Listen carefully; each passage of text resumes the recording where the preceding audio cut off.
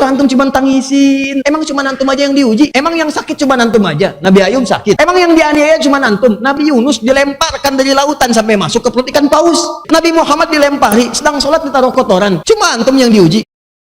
Bismillahirrahmanirrahim. وَلَنَبْلُوَنَّكُمْ بِالشَّيْءِ. Sebelah kiri paling atas. Ada ayatnya? وَلَنَبْلُوَنَّكُمْ بِالشَّيْءِ. Dan setiap kalian yang hidup pasti kami akan uji. Laknya taukid. Pasti. Sudah?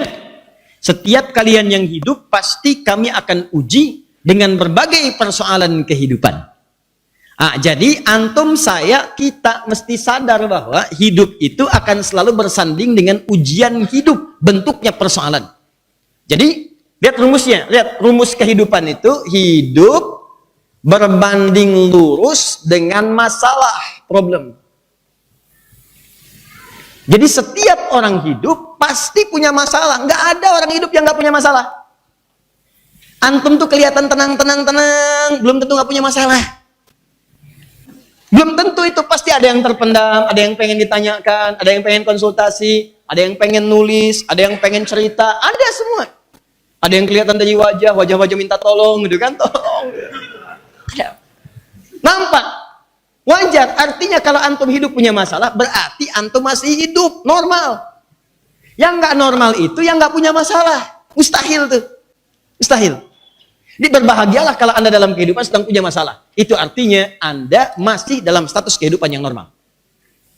Sebaliknya, persamaan terbaliknya adalah orang yang tidak ingin punya masalah, ini menandakan bahwa dia sudah tidak ingin hidup. Jelas? Saya pertegas nih, saya tanya sebentar. Siapa yang tidak ingin punya masalah? Angkat tangan. Nah, simpan. Siapa yang ingin punya masalah? Angkat tangan.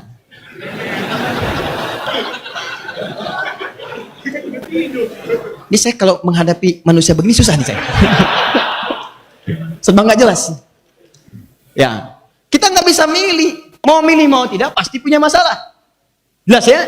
Kalau hidup kita sudah paham akan dihadapkan pada masalah, makanya pertanyaan saya, kenapa Anda mengeluh? Karena mengeluh itu sebetulnya buang-buang energi. Karena Anda nggak mengeluh pun pasti ada masalah.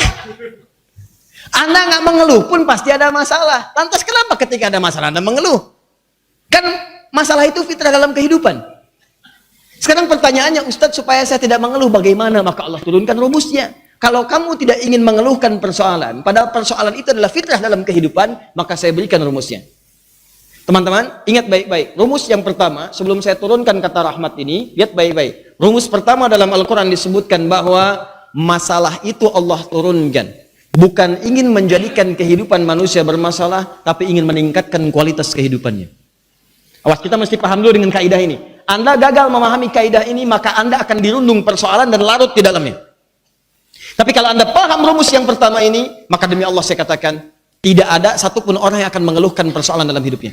Kata Allah, mustahil saya turunkan masalah, persoalan dalam kehidupan, kecuali tujuannya satu yang paling utama, untuk meningkatkan kualitas kehidupannya.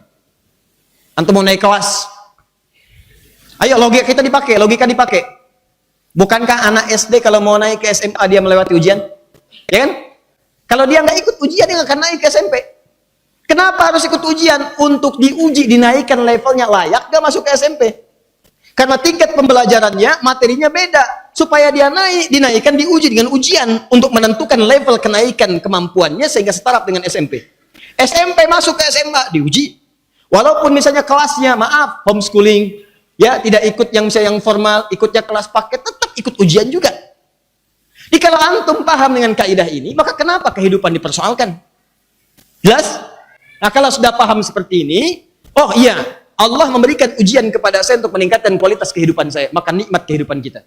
Begitu datang ujian, alhamdulillah. Cara melihatnya bukan masalah. Cara melihatnya, alhamdulillah ya Allah, naik kelas, naik kelas, naik kelas. Berbahagialah, orang kecil akan diuji dengan ujian yang kecil. Orang besar akan diuji dengan ujian yang besar. Kalau Anda merasa sedang mendapatkan ujian yang besar, itu artinya Allah akan melejitkan kualitas Anda pada tingkat yang melewati batas-batas kewajaran. Allah akan angkat derajat Anda dengan level yang paling tinggi. Karena prinsip yang kedua dalam Quran, Allah tidak mungkin menitipkan ujian kecuali orang itu sanggup menjalaninya. Turun Quran, surah kedua, ayat 286. Awas, saya tuntut dulu nih, supaya paham cara berpikirnya, setelah itu kita masuk ke rahmat. Saya pengen dari akarnya langsung, begitu akar masuk naik ke atas, kita paham sampai intinya. La yukallifullahu nafsan illa. Allah tidak akan pernah menguji seorang hamba kecuali sesuai dengan batas kemampuannya. Di Anda nggak usah ngeluh, karena ujian itu layak buat Anda. Makanya tidak diberikan pada yang lain. Alhamdulillah. Ada yang ujian di rumah tangga, ada yang di kantor, ada yang di kehidupan sosial. Saya diuji, ujian saya beda dengan Anda. Karena Allah menilai saya yang mampu, Anda tidak. Tapi ada ujian Anda yang tidak diberikan pada saya. Kenapa? Karena Allah menilai Anda yang sanggup, ada hidayah atau enggak. Cuma disebut aja Ustadz. Cuman ujiannya kamu yang mampu, dia enggak. Allah percaya dengan Anda. Kenapa Anda tidak yakin dengan diri sendiri? Jadi kalaupun Anda datang ke sini malam ini sedang punya persoalan, itu artinya cuma Anda yang mampu. Makanya ujian itu tidak diberikan pada orang bernama Adi Hidayat. Karena Adi itu nggak mampu, antum yang mampu. Makanya antum jangan mengeluh. Ya, saya sering katakan, ketika Allah titipkan pada antum sebesar apapun, mustahil diberikan kalau Anda tidak mampu. Jangan selalu katakan, Allah kenapa saya? Ya Allah, why me? Kata Allah, why not? Kamu yang bisa. Jelas ya? Kalau prinsip itu sudah jelas, maka demi Allah saya katakan, indah. Dan jangan juga kepedean, langsung bikin status. Memang cuma saya yang mampu, yang lain tidak. Ustaz ada aja enggak. Langsung ditulis. Paham ya? Nah, 3. Maksud saya begini, tolong praktekkan. Bentuk prakteknya sederhana. Nggak hafal ayat pun kalau paham prinsipnya itu mudah. Misal, begitu ada masalah, insya Allah naik kelas. Begitu ada masalah, alhamdulillah ya Allah, terima kasih, insya Allah mampu. Begitu caranya. Yang ketiga, turun langsung ayat. Antum hafal ayatnya, cuman maknanya nggak dipakai, itu celakanya. Dibacakan tapi isinya nggak diamalkan. Lihat, inna ma'al usri. Setiap persoalan selalu bersanding dengan solusi yang paling mudah. Setiap ada masalah, tidak mungkin kata Allah saya turunkan masalahnya kalau tidak ada solusinya. Setiap masalah ada solusi. Bahkan Allah langsung menyampaikan, mendeklarasikan di Quran surah kedua Al-Baqarah ayat 185 di pertengahan ayatnya. Ya, kata Allah, yuridullahu bikumul yusra wala yuridu bikumul usra. Allah itu selalu menginginkan kemudahan bagi hambanya dan tidak ingin membuat hambanya susah. Makanya saat antum susah pun diberikan solusi yang paling mudah. Inna ma'al usri. Cara menerapkannya dalam kehidupan kita, lihat baik-baik, caranya gampang. Setiap ada masalah, langsung, ini pesan Qur'annya. Kalau redaksinya inna ma'al usri yusra, kalau bahasa kitanya, pasti selesai.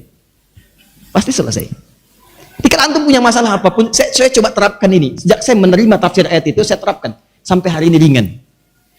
Begitu ada ujian, alhamdulillah ya Allah, saya yang dipilih. Terima kasih ya Allah, engkau percaya kepada saya. Insya Allah mampu. Alhamdulillah ya Allah, mau naik kelas. Yang terakhir, ya Allah, insya Allah engkau janji pasti selesai. Pasti selesai. Pasti ada solusi. Pasti bisa. Jadi Anda ada masalah apapun, katakan pada diri Anda, pasti bisa. Pasti ada solusi. Minimal itu akan mengangkat keadaan jiwa kita supaya lebih tenang.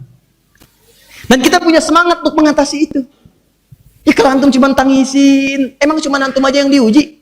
Nabi aja diuji? Bukan cuma antum yang dapat ujian. Emang yang sakit cuma antum aja? Nabi Ayub sakit. Emang yang dianiaya cuma antum? Nabi Yunus dilemparkan dari lautan sampai masuk ke perut ikan paus. Antum kebayang nggak? Nabi Zakaria diuji, emang cuma antum aja? Nabi Muhammad dilempari, sedang sholat ditaruh kotoran. Di jalan dilempari batu. Cuma antum yang diuji. Ahli surga aja diuji. Ini Nabi, Rasul, dekat dengan Allah, gelarnya tinggi, dipuji langsung di Quran. Tingkat surga paling tinggi, dikasih ujian, tidak mengeluh. Antum siapa? Nabi bukan, Rasul bukan, dekat dengan Allah tidak sedekat Nabi. Surga belum jelas, hisab menegangkan, amalan berantakan, nggak pengen diuji. Ganteng. Paham?